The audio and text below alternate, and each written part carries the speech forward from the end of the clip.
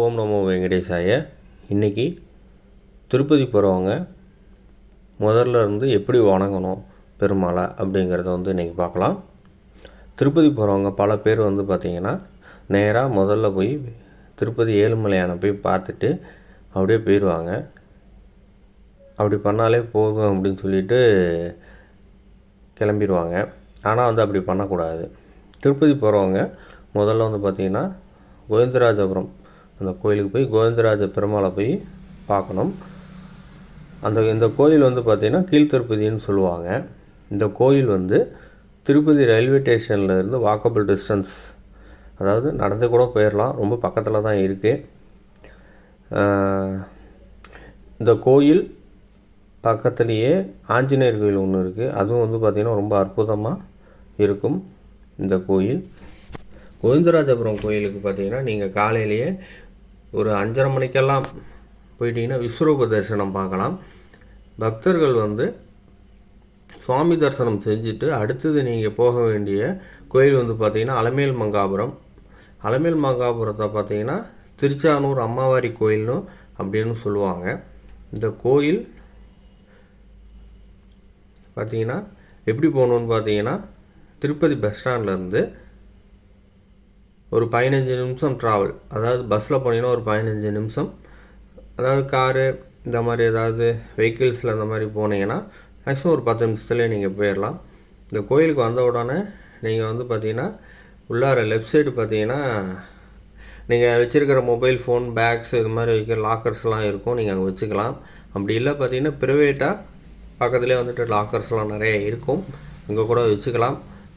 Mobile phone கோயிலுக்குள்ளே allow பண்ண மாட்டாங்க, புரியுதுங்களா? ஏன்னா உள்ளே போனீங்கன்னா அப்புறம் திருப்பி ரிட்டர்ன் வர மாதிரி தான் இருக்கும். மொபைல் ஃபோனோட ஃபுல்லாக செக்யூரிட்டிலாம் ஃபுல்லாக செக் பண்ணிட்டு தான் உள்ளே விடுவாங்க.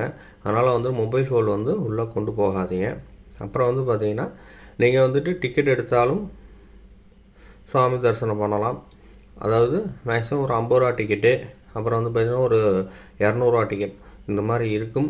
நீங்கள் அதை கூட எடுத்து போகலாம். அப்படி இல்லை ஃப்ரீ தரிசனம் போகலானாலும் போகலாம்.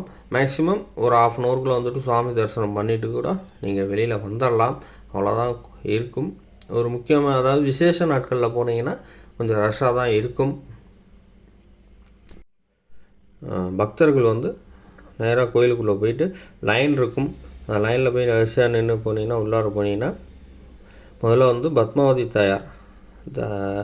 தாயாரை பார்த்துட்டு நம்ம சுவாமி தரிசனம் பண்ணிவிட்டு அப்படியே வெளியில் வந்தோம்னா உண்டியல் இருக்கும். உண்டியலில் நம்ம காணிக்கை செலுத்திட்டு அப்புறம் பார்த்திங்கன்னா இது பத்மாவதி தாயார் குங்குமம் தருவாங்க. சின்ன பாக்கெட்டாக சிவப்பு கலர்லாம் குங்குமம் தருவாங்க. குங்குமத்தையும் நம்ம வாங்கிட்டு அப்படியே பார்த்திங்கன்னா தீர்த்தம் சடாரி இருக்கும், அதெல்லாம் பண்ணிவிட்டு அப்படியே நம்ம பக்கத்துலேயே லைனில் போனோம்னா பிரசாதம் தருவாங்க. பத்மாவதி தாயார் கோயிலில் பிரசாதம் தருவாங்க. பிரசாதம் நம்ம சாப்பிட்டு பக்கத்துலேயே பார்த்திங்கன்னா கை கழுவுற இடம் அதெல்லாம் இருக்கும், ஹேண்ட் வாஷ்லாம் பண்ணிவிட்டு அடுத்தது நம்ம பார்க்க வேண்டியது பார்த்திங்கன்னா கிருஷ்ணர் கோயிலில் பத்மாவதி தாயார் இருப்பாங்க இல்லையா, அது பக்கத்துலேயே லெஃப்ட்டில் பார்த்திங்கன்னா கிருஷ்ணர் இருப்பார். அவரை போய் சுவாமி தரிசனம் பண்ணிவிட்டு அப்படியே லெஃப்ட் சைடு அவருக்கு அவரோட சன்னதி பக்கத்துலேயே லெஃப்ட்டில் பார்த்திங்கன்னா பெருமாள் இருப்பார். பக்கத்துலேயே கருடாவில் இருப்பார். அவரை பார்த்துட்டு பெருமாளை நீங்கள் ரொம்ப பக்கத்துலேயே ரொம்ப க்ளோஸ்டு பார்க்கலாம். ஒன்றும் இது பண்ண மாட்டாங்க, தள்ளி விடலாம் மாட்டாங்க, ஃப்ரீயாக தான் இருக்கும். நீங்கள் பக்கத்துலேயே போய் சுவாமி தரிசனம் பண்ணலாம். திருப்பதி பெருமாளை கூட அவ்வளோ பக்கத்தில் போய் பார்க்க முடியாது. நீங்கள் இவர் ரொம்ப க்ளோஸ்டாக நல்லா பக்கத்துலேயே பார்த்திங்கன்னா பெருமாளை பார்க்கலாம். பெருமாளை பார்த்துட்டு நல்லா வெளியில் வந்தோம் அப்படின்னா பக்கத்துலேயே பார்த்திங்கன்னா நீங்கள் காலையில் ஒரு 10 மணிக்கு பார்த்தீங்கன்னா, அதாவது ஒரு 9:30லேருந்து 10:10:30க்குள்ளே நீங்கள் அங்கே ரீச் ஆகிட்டீங்க, சுவாமி தரிசனம் பண்ணிவிட்டு வெளியில் வந்துட்டீங்க அப்படின்னா அந்த கிருஷ்ணர் இருக்கார் இல்லைங்களா, நீங்கள் சுவாமி தரிசனம் பண்ணால் கிருஷ்ணர் கோயில் சன்னதி இருக்கும். அதுக்கு எய்த்தாப்படியே பார்த்தீங்கன்னா நித்திய கல்யாண சேவா நடக்கும் பெருமாளுக்கு.